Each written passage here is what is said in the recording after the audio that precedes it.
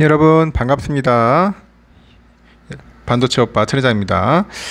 또 이제 하루가 이제 시작됐어요. 한번 또 달려보도록 하겠습니다. 하루하루 참 빨리 가는 것 같아요. 정신없이 지내가는데 날은 덥고 지치고 힘들지만 그래도 여러분 그 어려움 속에서도 꿋꿋하게 이겨냈으면 좋겠습니다. 여러분 잘할 수 있어요. 잘할 수 있으니까 천회장과 함께 한번 극복해 보자고요. 이런 이야기가 있어. 가장 강한 사람은 일상을 지켜내는 사람이다. 그런 얘기 들어. 일상을 지켜내는 사람이다. 사람들은 그 행복한 사람, 돈 많이 버는 사람, 똑똑한 사람을 이제 부러워합니다. 부러워하고 그들이 나보다 더 멋진 삶을 살아갈 것이라고 생각을 하지만은 나이 먹어가면서 여러 사람을 만나보고 여러 일들을 겪어보면은 진짜 강한 사람이란 일상을 지키는 그런 사람이라는 것을 알게 됩니다. 일상을 지키는 사람이다. 평생 그 행복한 일만 일어나는 사람은 없어요, 여러분. 없죠. 지금 돈을 많이 번다고 해도 언제 고꾸라질지 몰라요. 아무리 똑똑하다고 해도 여러 사건 사고에 휘말리는 것은 다반사라는 겁니다. 그럴 때 진짜 강한 사람들은 어떤 일을 겪든 아무 일도 없었던 것처럼 자신의 일상을 이제 지키는 거겠죠. 행복할 때 웃고 성공할 때 누리고 또 운 좋을 때 기뻐하는 것은 누구나 할 수 있는 일입니다.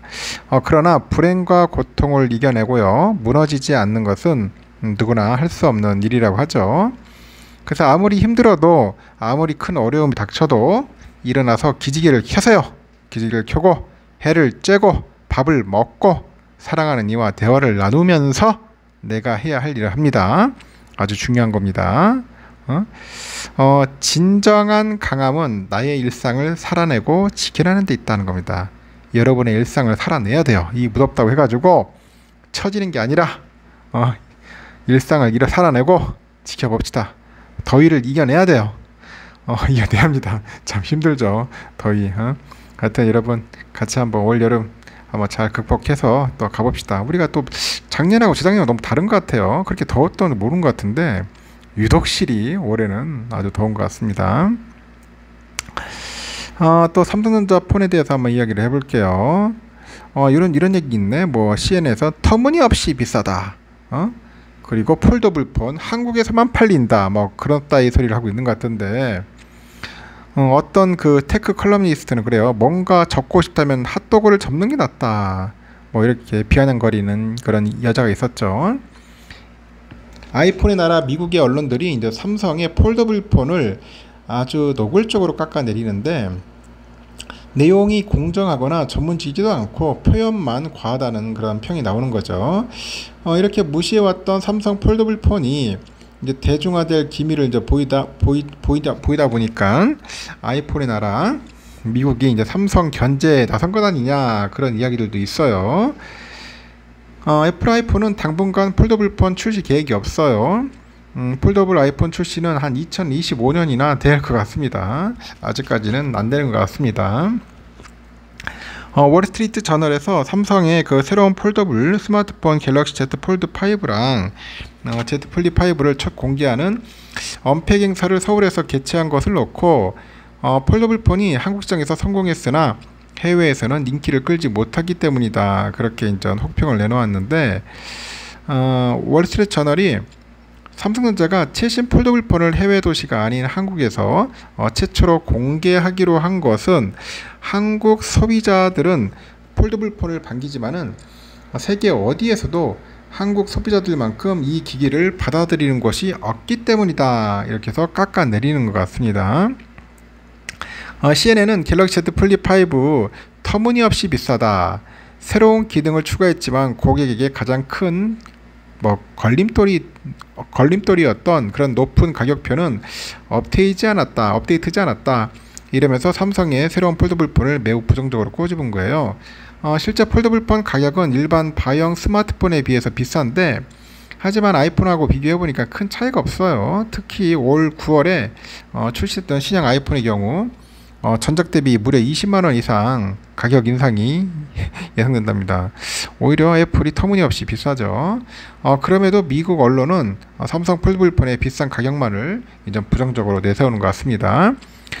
이렇게 삼성전자가 폴더블 폰 갤럭시 폴드를 선보였을 때 월스트리트 저널의 그 테크 칼럼니스트 조안나 스턴이 뭔가 적고 싶다면은 핫도그를 접는 게 낫다 이러면서 삼성 폴더블 폰을 노골적으로 조롱을 해가지고 논란이 되기도 했어요. 전문가들은 지금까지 폴더블 폰은 미지의 영역이 가까웠어요. 삼성은 가장 먼저 폴더블 폰을 시도를 했고 어려움을 겪기도 했는데 찬사를 받을 만하고 미국 언론들의 혹평이 과하다는 지적을 하고 있습니다. 실제 전세계 스마트폰 시장이 역성장을 하고 있는 가운데 폴더블 폰 시장은 매년 성장하고 있는 거죠.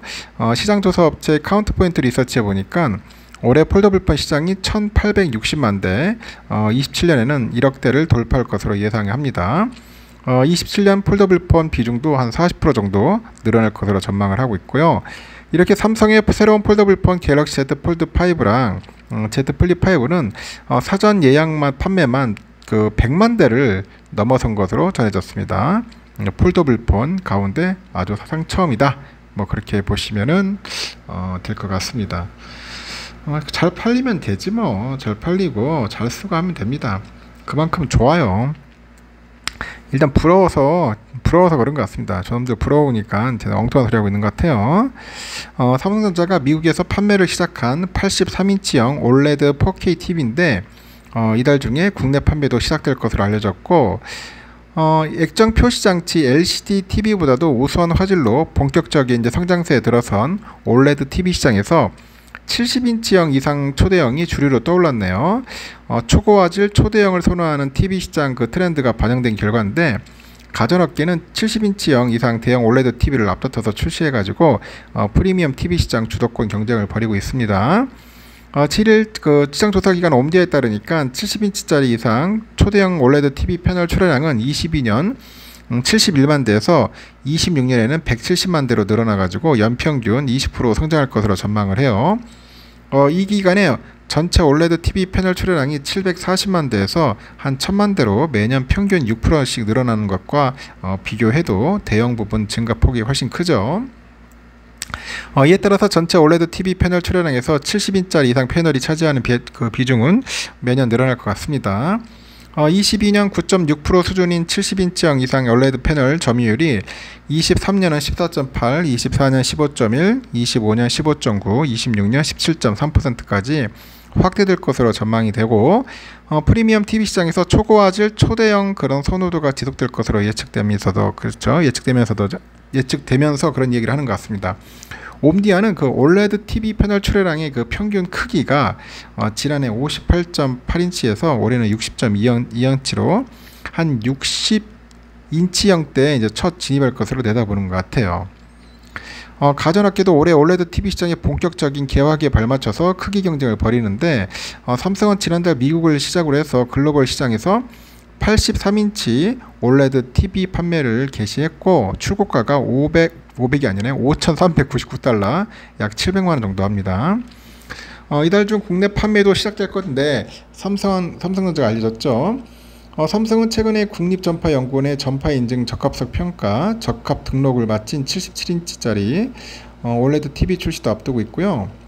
대형 올레드 TV를 포함해서 프리미엄 라인업 다각화로 프리미엄 TV 영향력을 확대하려는 행보로 분석이 됩니다. 이렇게 삼성 TV의 사이즈별 비중을 보니까 올해 1월에서 7월 85인치가 30%를 차지하고 전년 대비 한 1.8배 증가했고 75인치는 32%로 전년과 동일했어요. 이렇게 올레드 TV 선두인 LG전자는 이 다양한 폼팩터하고 차별화된 라인업으로 삼성의 추격을 따돌린다는 그런 구상인데 LG는 최근에 전 세계에서 처음으로 4K 120Hz 무선 전송 기술을 탑재한 97인치형 크기의 올레드 TV를 출시합니다. 전원을 제한 연결선 없이도 무선으로 고화질 영상을 전송할 수가 있어요. 삼성이 LG 디스플레이와 협력을 해가지고 올레드 패널을 안정적으로 공급받으며 대량 생산을 통해서 시장의 영향력 강화 발판을 마련한 것 같습니다. 시장의 선두 자리를 지키려는 LG와 이를 뺏기 위한 삼성 간 경쟁이 한층 치열해질 것이다. 그런 이야기도 있는 것 같네요. 하여튼 치열합니다. 치열해. 서로 좋아요. 이렇게 경쟁을 해야지만이 서로 기술도 발전하고 뭔가 좀 더 나아지지 않겠습니까? 개선되는 거죠. 삼성이 올해 2분기 5천만 대 넘는 스마트폰을 판매하면서 글로벌 시장 1위를 자리를 붙였는데 판매량 기준 애플과의 격차를 크게 벌렸고, 하지만 스마트폰 판매에 따른 이익은 애플에 밀리다 보니까 애플보다 뭐 실속이 없다 그런 평가도 받았어요. 삼성의 신제품 Z 플립 폴드 5를 앞세워서 실적의 격차를 좁힌다는 전략입니다. 시장 조사 업체 보니까 옴디아에 따르면 삼성이 올해 2분기 스마트폰 5,330만 대를 판매해가지고 시장 점유율 20% 기록했습니다. 회사의 그 스마트폰 판매량은 작년 2분기보다 14.3% 줄었어요. 하지만 올해 1분기에 이어서 2분기에도 판매량 1위를 유지했습니다. 작년 4분기 애플의 1위 자리를 내준 삼성이 올 들어서 정상 자리를 재탈환했고, 애플은 올 2분기 스마트폰 4,320만 대 팔아서 점유율 16% 기록했고, 판매량은 지난해 2분기보다 11.7% 줄었습니다.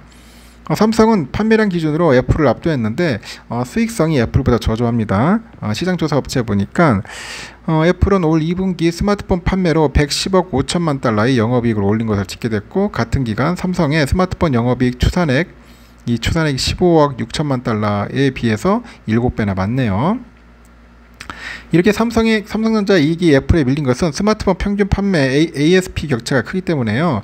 삼성은 중저가 제품인 갤럭시 A하고 M 시리즈를 앞세워서 세계 판매량 1위 자리를 지켰는데 일종의 박리담의 전략이죠. 반면에 애플은 아이폰 가격을 높게 유지하는 고가 전략을 구사하고, 시장조사 업체에 보니까 컨슈머 인텔리전스 리서치 파트너스 이름도 길다. 하여튼 여기에 따르니까 아이폰의 그 평균 판매 가격이 2019년 802달러에서 올 들어선 1000달러 수준으로 치솟았습니다. 삼성은 오는 11일 본격적으로 출시하는 고가 제품이죠. 플립 폴드 5를 앞세워서 이익률을 끌어올릴 계획이고, 플립 5 가격은 139만 9,200원, 전작보다 4만원가량 올랐네요. 폴드 5 250기가 기준 209만 7,700원, 한 9만원가량 비싸졌습니다. 삼성도 올해 플립하고 폴드5 등을 1000만 대 이상 판매할 계획으로 이제 세워진 거죠. 애플도 고가 전략으로 삼성에 응수하는데, 애플은 오는 9월에서 10월 정도 그런 출시할 아이폰 15 가격을 큰 폭으로 인상할 것으로 알려졌습니다. 블룸버그에 따르니까 애플은 아이폰 15 프로 128기가짜리 가격을 100달러 가량 인상하는 방안을 검토하고 있다. 너무 올린다. 보니까 너무 오버하는 것 같습니다. 하여튼 그런 이야기들이 있다는 겁니다. 참고하시면 될 것 같고요. 이걸로 삼성폰 잡으려고 했냐 뭐 그런 이야기가 있는데, 이게 뭐 접었다 폈다를 계속 하는 것 같아요. 스마트폰을 그 폴드를 플립하고 이런 이야기입니다. 무슨 이야기냐, 이제 삼성전자랑 모토로라의 자존심 대결에서 삼성전자가 완승을 거뒀다.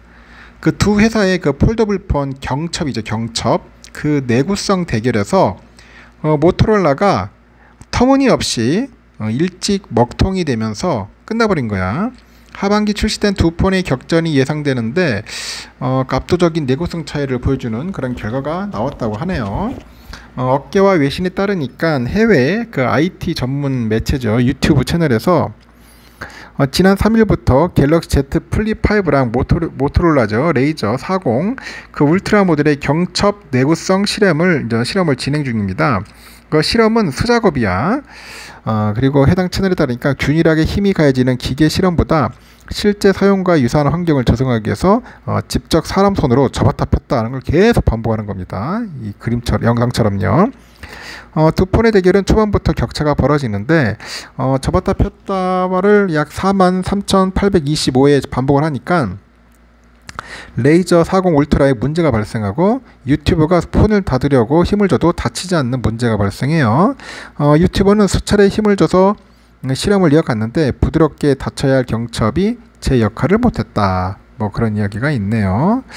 그 후에 이제 126,267회에서 실험이 중단됩니다. 레이저 울트라가 제 기능을 상실했어요. 다시 접으려고 하자 화면 안에 세로로 긴 줄이 생겼고, 단순히 접었다 펴는 것만 반복했는데 디스플레이에 결함이 생겼네요. 이를 마지막으로 레이저 40 울트라의 실험은 중단이 됐습니다. 반면에 Z 플립 5는 문제없이 실험을 5일째 이어가네요. 약 10일만에서 오히려 숫자를 세는 기기가 버티지 못하고 잠시 중단됐고, 7일 오후 4시 기준 26만 6,300회를 넘는 동안 기기 장애는 없었다, 그런 이야기를 합니다. 이렇게 두 폴더블 폰은 이달 본격적인 격전이 예상됩니다. 두 제품은 모두 그 클램쉘 모델이에요. 클램쉘, 아래 위로 접히는 모양. 하여튼 넓은 외장 디스플레이를 선보인다는 점도 있는데, 업계에서는 시장 내 포지션이 겹쳐서 치열한 경쟁이 불가피할 것으로 내다보고 있고, 두 폰 모두 본격적인 판매 시점이 8월이에요. 그래서 경쟁은 불붙을 겁니다.